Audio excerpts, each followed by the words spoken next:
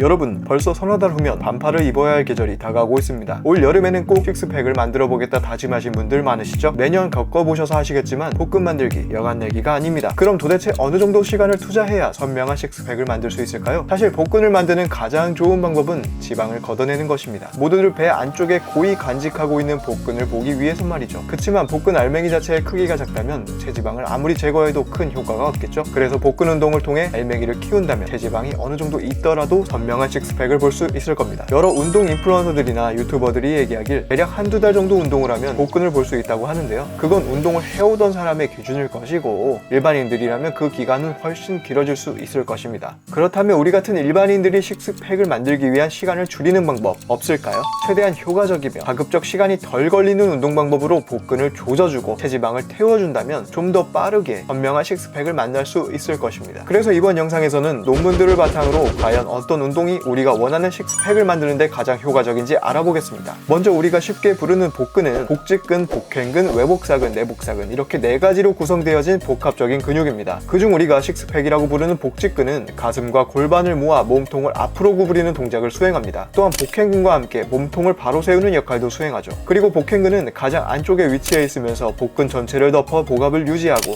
몸통의 안정화 역할을 수행하는 중요한 근육입니다. 외복사근과 내복사근은 몸통을 좌우로 비틀거나 구부리는 역할을 수행합니다. 그렇다면 이 복근 알맹이를 선명하게 만드는 가장 효과적인 운동은 어떤 운동일까요? 보통 복근 운동하면 쉿업이나 크런치를 가장 먼저 떠올리십니다. 몇 가지 연구 결과를 살펴보면 가장 근섬유를 활성화시키는 운동은 쉿업이나 크런치가 아닌 행잉 레그레이즈와 롤아웃이었습니다. 2008년 한 연구 결과를 살펴보면 크런치, 리버스 크런치, 사이드 브릿지, 앱 롤아웃 등 다양한 복근 운동의 근전도 검사를 실시했습니다. 이때 복직근과 내외복사근의 가장 높은 근섬유 동원율을 보이는 운동은 바로 앱 롤아웃이었습니다. 2013년 5월 연구팀은 코어 근육 고립 운동과 다중 관절 운동을 비교해 어떤 운동이 코어 근육을 더 활성화하는지 연구했습니다. 이 연구 결과를 자세히 살펴보면 코어 근육은 엉덩이와 어깨 관절 등 다른 근육들과 함께 사용되었을 때 더 높은 활성도를 보이는 것으로 밝혀졌습니다. 즉 크런치나 쉿업과 같은 코어 근육을 고립시키는 운동보다 온몸의 협응 능력을 사용하는 롤아웃이나 행잉 레그레이즈 운동이 복근을 더 활성화시킨다는 사실이 밝혀진 거죠. 하지만 롤아웃 또한 운동을 수행할 때 복근보다 팔에 더 힘이 들어가거나 허리 통증이 느껴지는 분들이 있습니다. 이처럼 롤아웃 또한 잘못된 자세로 하면 선명한 복근보다 애꿎은 허리 통증만 느껴질 수 있죠. 그럼 롤아웃은 어떤 자세로 해야 가장 효과적으로 복근을 털어줄 수 있을까요? 많은 분들이 롤아웃으로 복근에 제대로 된 자극을 느끼지 못하는 이유는 바로 팔꿈치의 위치 때문입니다. 이와 같이 팔꿈치를 다 펴지 않은 상태로 롤아웃을 수행하게 되면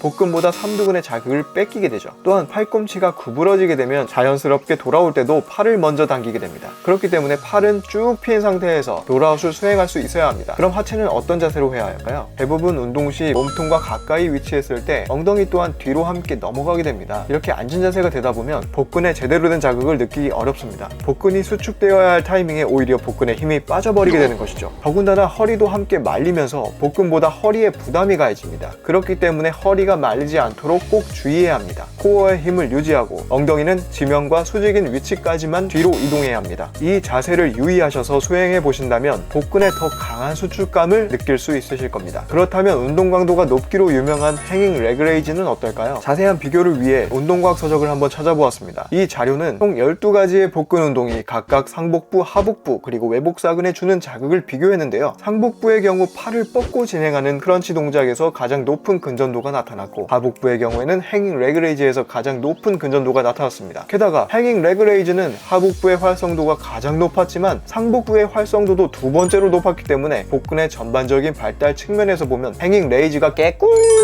이 새끼한테 입만 벌리면 가장 효율적이라고 볼 수 있습니다. 하지만 행잉 레그레이즈는 아주 치명적인 단점이 있는데 팔로 잡고 매달려야 하는 동작인데다가 코어까지 통제해야 하기 때문에 악력이나 전환이 먼저 털려버려서 사실 초보자가 쉽게 따라할 수 있는 운동이 아닙니다. 그럼 포기해야 할까요? 아니죠. 이 경우 허리에 부담이 덜한 행잉 니레이즈로 먼저 코어의 힘을 기르고 악력이 부족하다면 행잉 스트랩을 이용하여 어느 정도 행잉 레그레이즈를 연습하실 수 있습니다. 이렇게 행잉 레그레이즈와 앞서 말씀드린 롤아웃 롤아웃까지 이 두 가지 운동을 병행하여 꾸준히 해보신다면 배가 찢어질 듯한 자극을 느낄 수 있으실 겁니다. 여러분은 이번 영상을 통해 복근의 가장 효과적인 운동 두 가지를 알게 되셨습니다. 이 복근은 체지방을 함께 걷어내야 선명해지는 부위로 식단과 유산소 운동까지 함께 병행하면서 말씀드린 롤아웃과 같은 복근 운동으로 루틴을 구성해 보신다면 생각보다 빠른 시간 안에 식스팩 라인을 보실 수 있으실 거예요. 저는 다음에도 더욱 쉽고 좀 더 자세한 운동 방법으로 돌아올 테니 구독과 좋아요 헬린이가 헬창이 되는 그날까지 여러분의 득근을 기원합니다. 감사합니다.